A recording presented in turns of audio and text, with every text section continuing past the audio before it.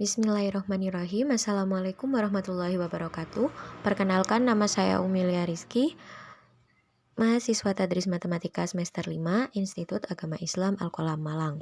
Di sini saya akan menerangkan sedikit tentang organisasi profesi keguruan. Pertama, kita akan membahas mengenai apa sih organisasi profesi keguruan itu sendiri. Nah, di sini organisasi profesi keguruan itu terdiri dari 3 kata, yaitu ada organisasi, profesi, serta guru. Organisasi sendiri merupakan setiap perkumpulan atau perserikatan beberapa manusia untuk mencapai tujuan bersama. Sedangkan profesi yaitu adalah jabatan atau pekerjaan yang menuntut keahlian seseorang dan dilibatkan melalui adanya proses pendidikan. Dan yang terakhir itu ada guru, yaitu pendidik dengan tugas utamanya mendidik, mengajar, membimbing, melatih, dan mengevaluasi. Nah, dari ketiga pengertian kata tersebut dapat disimpulkan bahwa organisasi profesi keguruan yaitu adalah suatu wadah perkumpulan orang-orang yang memiliki suatu keahlian khusus dalam mendidik. Lalu di sini ada fungsi organisasi profesi keguruan.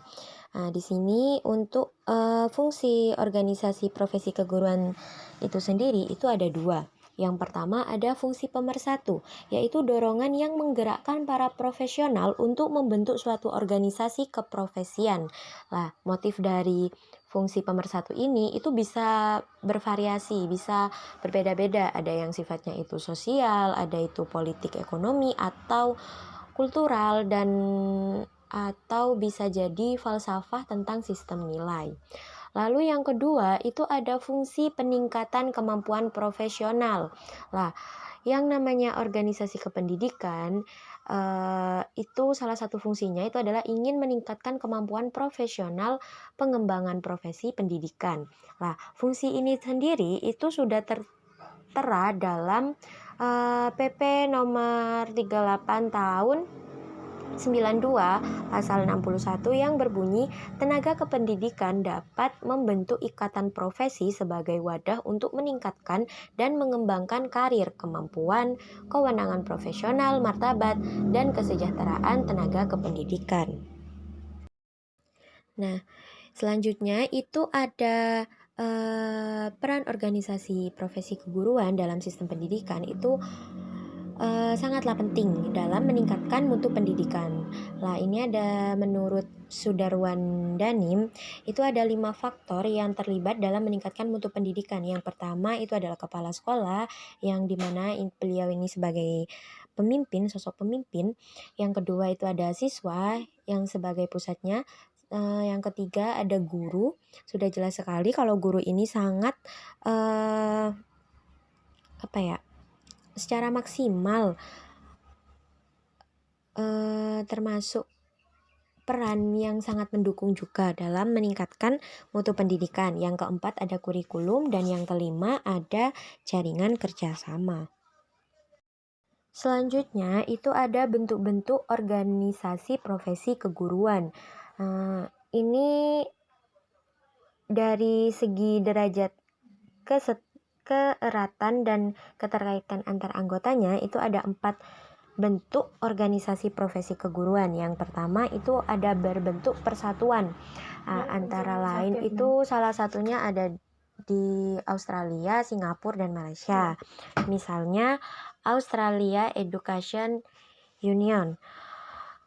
Terus ada lagi yang kedua berbentuk federasi, antara lain ada di India dan Bangladesh, misalnya All India Primary Teacher Federation. Lalu ada yang ketiga berbentuk aliansi, antara lain ada di Filipina, seperti contoh National Alliance of Teacher and Office Workers. Yang keempat itu berbentuk asosiasi seperti yang terdapat di kebanyakan negara, misalnya Brunei Malay Teachers Association, itu di Brunei. Selanjutnya ada sejarah dari PGRI atau Persatuan Guru Republik Indonesia. Jadi sebelum PGRI ini itu ada cikal bakalnya. Cikal bakal berdirinya organisasi PGRI. Jadi diawali dengan PGHB atau Persatuan Guru Hindian Belanda itu pada tahun 1912, kemudian berubah nama menjadi PGI atau Persatuan Guru Indonesia tahun 1932. Lalu pada tahun 1945 lahirlah PGRI, tepatnya di tanggal 25 November 1945. Nah, untuk pendirian PGRI sendiri itu juga memiliki tujuan. Nah, yang pertama itu ada membela dan mempertahankan Republik Indonesia atau organisasi perjuangan, bisa disebut sebagai organisasi perjuangan. Yang kedua itu ada memajukan pendidikan seluruh rakyat berdasarkan kenyataan atau organisasi profesi. Nah, pendirian PGRI sama dengan EI atau Education as Public Service, not commodity. Yang ketiga atau yang terakhir itu ada tujuan sebagai membela dan memperjuangkan nasib guru khususnya dan nasib buruh pada umumnya atau organisasi ketenaga kerjaan. Cukup sekian penjelasan mengenai organisasi profesi keguruan.